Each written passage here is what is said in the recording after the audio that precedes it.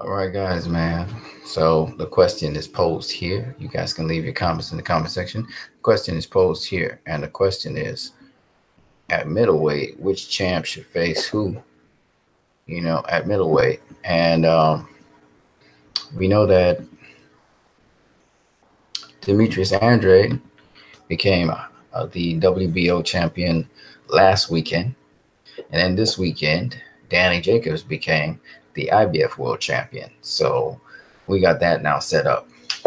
Um, and we know the other champion is Canelo. He is the WBC and WBA world champion. And then we got an interim world champion, which is Jamal Charlo. So we got all of these champions out there.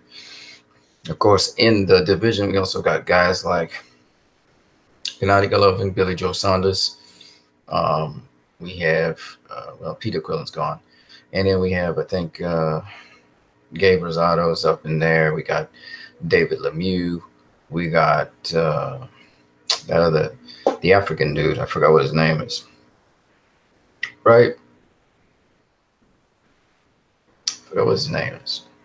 It's from back in the day. He used to be ranked. Forgot what his name is. So anyway, we got all those people up in there. But primarily, we're looking at the champions, right? When we look at the champions, do you guys feel excited for that or not? So I want to hear what you guys' views are on that. We're live, and this is my third stream for the day. And this time we're talking about the middleweight division where Canelo is. We can also talk about the welterweight division, which is very interesting as well. But what do you guys think? Canelo is supposed to be facing Rocky Fielding. I believe it is December this year. Danny Jacobs just recently won his fight against Derevchenko. And Derevchenko did very, very well against Danny Jacobs. I thought the fight was almost even. And, some people, Danny Jacobs did land more of the eye-catching shots, and he had a little bit more going on in terms of his defense. But I really enjoyed the fight. After looking at it, both guys had really great defense. I was hearing people talking about Derevchenko coming straight forward. That's not true at all. He was bobbing and weaving, slipping and sliding. He was landing those body shots, really good body, crisp body shots, and dipping out the way, rolling out the way and stuff like that. He also, he'll slip backwards, or he slip, and then he can come with the overhand right. Dude remind me a little bit of Dimitri Pirog, for those of you who know. But Dimitri Pirog was a little Derevchenko, he kind of fights more impact, in close, bobs and weaves to get under, you know what I'm saying? Slip and slide, you know what I'm saying? Get under and slip and slide, you know what I'm saying? It's beautiful to watch. And both guys, they have good defense. That's why they missed so much. They had really good defense. And so, I can understand why they spar each other so well. They know each other pretty well, too. But Derevchenko is going to be a force to reckon with in the middleweight division. I'm looking forward to seeing his next fight. He's the guy that took out Toriano Johnson. He took out undefeated Toriano Johnson. He took out the other guy. I can't remember his name right now. Because those guys were a little bit more straightforward. One thing that Danny Jacobs' coach was saying was that Danny Jacobs should have used the jab more. And Danny Jacobs was absolutely correct. This was not a night for the jab, because every time he tried to throw his jab at Derevchenko, Sergey would bob and weave, slip and slide, split it, the whole 9 yards. You know what I'm saying? I loved his bobbing and weaving, his dipping, how he get out the way of shots, make him smell small. Use those overhand rights when he needed to. Work that body, boy. That brother works the body. He breaks you down. He's a really good fighter. I was on another channel just a minute ago, and it tells me how much people just don't know boxing, man. There's a lot of people out here that just don't understand the sport of boxing. Don't worry, you guys can come in the chat section, say hi, whatever. There's a lot of people that just don't understand the sport of boxing. Honestly, they were talking about how, Derevchenko would be taken out by Triple G. The first thing you need to realize is Derevchenko knows how to handle a jab, okay? And from the last thing I saw in the last fight with Triple G versus Canelo, Triple G did nothing with his jab against Canelo. He wasn't popping back Canelo's head. Canelo was popping back Triple G's head with his jab. Canelo's jab, whenever Canelo jabbed, was effective. And Danny Jacobs was using feints to keep Sergey Derevchenko off of him because he knew if he threw that jab, he committed to it, Derevchenko would counter over the jab, or he would just slip and slide under the jab and then land his body punches. So that's why Danny Jacobs didn't utilize the jab. He knew what was going on in there, and he said, you know what, I know my coach wanted me to use the jab more, but I realized that that was not a good idea, right? So it's like, you know, a lot of people just don't understand what's going on inside the ring. That was some high-quality boxing he was watching at. And just because people don't know who Derevchenko is, by the way, Derevchenko is a brilliant world champion in the amateurs. He has a brilliant background career. He came to the United States, found it hard to get fights, notable fights, and work his way up. Since 2014, he's been in the United States of America, and he's like the best kept secret. You know, Gennady Golovkin was supposed to face him. He moved up the rankings. Gennady Golovkin did not face him. Instead, he faced Vanes Martirosyan just of recent times. I guess he knew how tough Derevchenko is, and I believe he also lost to Derevchenko in the amateurs a while back. And that's just to tell you guys, because a lot of people don't realize Triple G is a pretty good fighter, right? Derevchenko is, I think, superior to him. And it's only a matter of time. I think Derevchenko just didn't have that, you know, he just never had that exposure. It's like certain fighters are really good, but they just never get the exposure. And for him, he just got his break and he's got his exposure, you know, and I just hope that we can see him again because he had an exciting fight with Danny Jacobs. Fantastic defense, well-placed body shots. I think he was in the Super 6. He won the Super 6, defeating Toriano Johnson in the finals. I mean, he stopped Toriano Johnson. He broke him down, stopped him. Now, Danny Jacobs kind of knew what Derevchenko brings to the table because he sparred with him 300 times or something like that. So that's why he kind of knew what to bring to the table. But with another fighter, Derevchenko would have mowed that person down. And it reminded me of Dmitry Pirog. And I now see why Danny Jacobs would be ready for a fighter like Dmitry Pirog. Pirog's a little bit less refined than Derevchenko. He's more long range. He kind of strikes from the outside. Derevchenko, again, can lead off of either hand.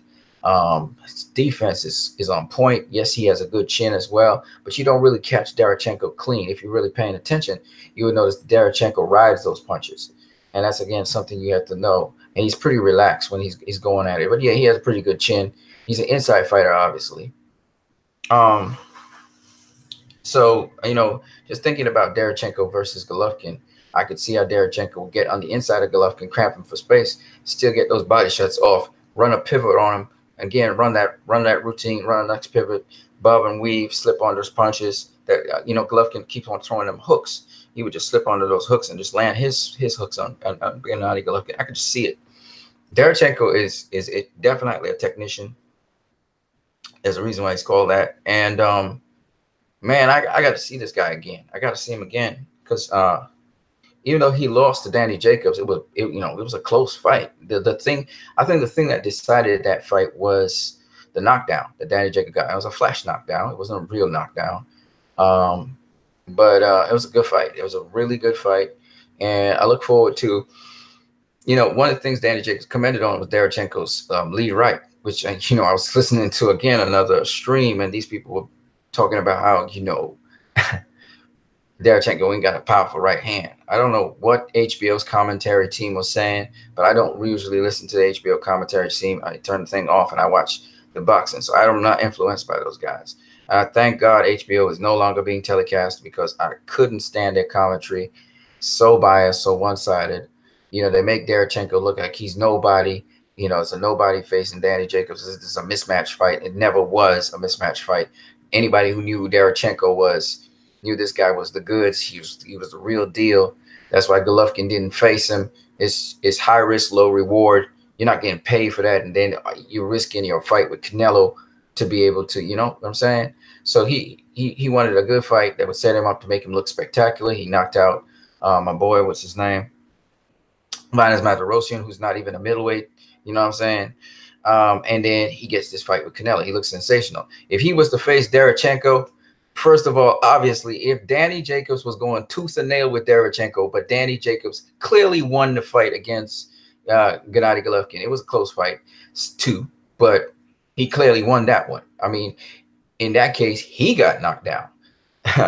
and so Gennady Golovkin got the fight. When I say he clearly won the fight, he like Yeah, I mean, he exploded on Gennady Golovkin. He was running combinations on him. He was having a field day. He didn't have a field day on Derevchenko. He did not have a field day on Derevchenko. So y'all got to understand, now styles make fights, but I can almost instantaneously see Derevchenko get into Golovkin's body and Golovkin being very defensive on Derevchenko. And people feel Derevchenko cannot take a step back. He's only a come forward fighter. That's wrong. Again, he can box. He can also box on the back foot. But he generally presses the action like Dmitry Pirog, like Gennady Golovkin, like most of the Eastern European fighters. They generally like to come forward. Doesn't mean he couldn't fight backwards, because I saw some fights where he fought backwards when necessary. So I'm not saying he's the greatest thing that ever was, but he reminds me, Derevchenko reminds me of Dmitry Pirog a lot. He varies his offense, but I think he's even more skilled than Dmitry Pirog is. So I'm really looking forward to this fighter. He's not a gainer with big knockout power, but he sets it up to get you out of there. He'll work you, he'll break you down, and then he'll get you out of there. And I think Gennady Golovkin may be a little sharper than he is, but by and large, because he's been in the pros so long. But I think that in terms of skill and the amount of skill I saw in that fight with Danny Jacobs and Derevchenko, I would say right now, Derevchenko got a lot more skill than Gennady Golovkin. In fact, I gotta say he got a lot of similar skills that Danny Jacobs has. Just that Danny Jacobs very familiar with him. But you know, this was a pretty close fight. This would have been a draw had Derevchenko not gotten that flash knockdown. And by the way, while he was getting that flash knockdown, that uppercut, he caught Danny Jacobs with a left hook. You know, he caught him with a left hook. And then he kind of lost his balance and went down, and then he got back up. But it was a good fight. It was a good fight. I gotta say, that fight I need to watch again, because it was fun to watch. And that's what boxing is. And I think that was beautiful boxing, both by Danny Jacobs and by Derevchenko. And people saying, you know, why Danny Jacobs couldn't land enough? Well, why couldn't Derevchenko land enough? They knew each other. And besides that, their defense is really good. They nullify each other defensively speaking. So it's harder to hit each other. And it was much more of a chess match. And I would say it was pretty much an evenly matched fight. I would say that Derevchenko and Danny Jacobs, they kind of evenly matched. Danny Jacobs got the nut on him because of the knockdown. If it wasn't for the knockdown, that would have been a 114 fight. It was really that good. People saying that Danny Jacobs okay, I'll give you this. Danny Jacobs had more of the flashy shots that he landed on Derevchenko, but Derevchenko had a lot of effective shots on Danny Jacobs. He wobbled Danny Jacobs. Can't remember which round it was. He wobbled him. So it's not like, you know, this was some lopsided fight. No, this was extremely competitive. And take it from me, I just saw the fight and bits and pieces of the fight as well. And I'm telling you, that was an extremely competitive fight. That was very competitive. It was a very competitive fight. And Danny Jacobs saying that how he thought he clearly won. I think when he rewatches the fight with his coach, he's going to realize, no, that fight was really close. That was closer than he thought.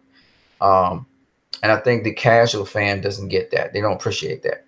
And there was a lot of skill in that fight. I'm telling you, man, Derevchenko is a force to reckon with. I hope to see him again, whether he's going for a title or whatever. I want to see this guy again. With respect to you guys, I don't know if you guys are out there are even watching my video, but again, leave your comments in the comment section. I want to talk about that. So Danny Jacobs beats Derevchenko, which is that's a tough fight. That was a tough fight. And, you know, I love the to and froing off it. He beat Derevchenko. Cool. Danny Jacobs said, and his promoter said, that his next fight would be May 5th, which is Cinco de Mayo. That pretty much tells us, and Eddie Hearn even said it, it pretty much means that Danny Jacobs is going to be fighting Canelo next. And Canelo right now, he has a December fight up at 168 against Rocky Fielding. And if Canelo can make it through that fight, he'll come back down, I guess, and fight Danny Jacobs at 160. I guess the 168 fight is just to make sure he's strong again, strong enough. The last time he fought Julio Cesar Chavez as a catchweight at 164 before he faced Triple G, it was just to make sure he can handle the power and stuff as well as capture the next belt. Why not? It's not the strongest opponent. Rocky Fielding is not even the real champion. The real champion is Callum Smith, who has the super middleweight championship title, and Rocky Fielding has the regular title in the WBA. But nonetheless, it'll be interesting. Rocky Fielding again, goes to the body, goes to the head, mixes it up. He is kind of rangy and also mid-range kind of fighter, not so much in close. So it'd be interesting to see how Canelo handles that, and handles the power of this bigger guy, handles the size of the bigger guy, handles the quickness, the speed, the boxing IQ of this bigger guy. It'll be interesting to see what the Reynosos come up with for the game plan with Canelo facing this dude. That'll be interesting. But that would be cool that he takes up another title at a higher weight class, comes back down to middleweight, and it would be nice to see if he can, what he will do with that as he faces Danny Jacobs. Now, a lot of people are talking about how Danny Jacobs is vulnerable to certain shots. I got to say, first of all, that let me turn this fan on because it's pretty hot, man. Tonight is hot. The whole day has been hot. Man, I've been yawning too. I just want to say to Danny Jacobs, man. Danny Jacobs, I think he's got a lot of skill, man. He's highly skilled. And here's something that's counterintuitive to a lot of people. I'm telling you, Derevchenko is a lot more skilled than a lot of middleweights out there. And some of the things Derevchenko does, Canelo doesn't do. Okay? Canelo's more of a mid-range fighter.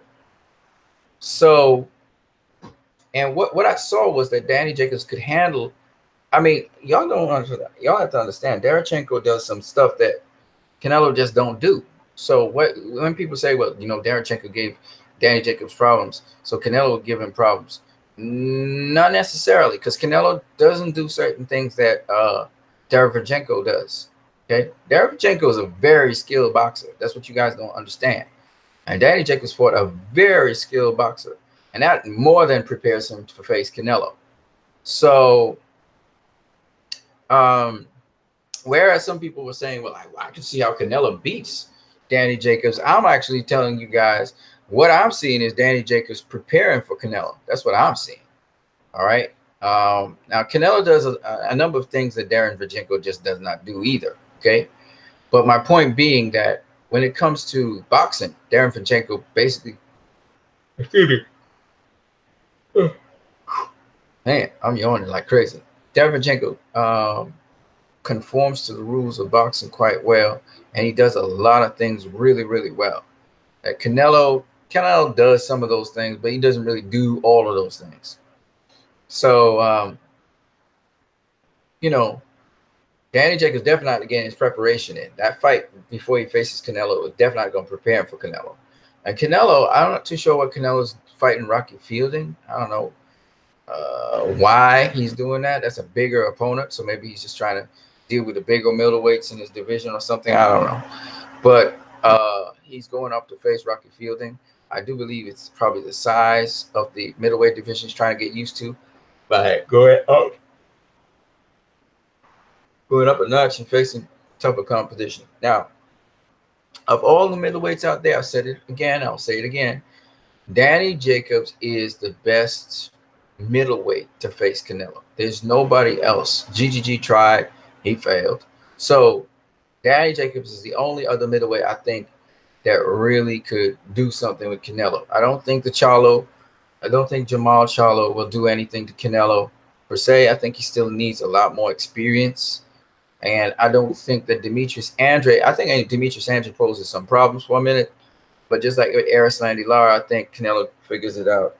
And I didn't know until one of you guys pointed it out to me that Jarrett Hurd had pretty much beaten Erislandy Lara, even though it was a close decision win. He had beaten Erislandy Lara, which is interesting because what that tells me is that if Hurd could get to Lara, I think Canelo gets to Demetrius Andrade, even though Demetrius Andrade is a much sharper boxer with certain tools he still uses. I think that Erislandy Lara doesn't necessarily use. It just shows me that he'll be able to get to him. But Demetrius Andrade is a beast, so he will not be dropped or stopped, or maybe he'd be dropped, but he won't be stopped. That's for sure. So, but I think the best middleweight out there now to face Canelo is Danny Jacobs. I mean, he conquered Triple G, he conquered Miguel Cotto.